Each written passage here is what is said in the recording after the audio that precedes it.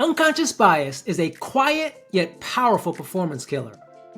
It literally makes us do things we didn't mean to do, say things we did not intend to say, and even offend people without having any idea how we offended them.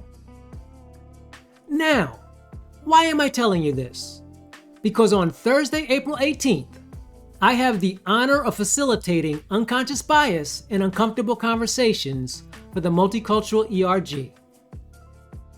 During our session, we'll discuss two types of unconscious bias that can negatively impact your work relationships and your work performance.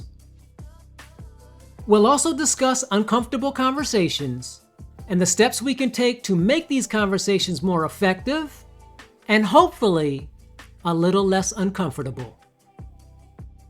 So join me on April 18th when we will have a great conversation about unconscious bias and uncomfortable conversations.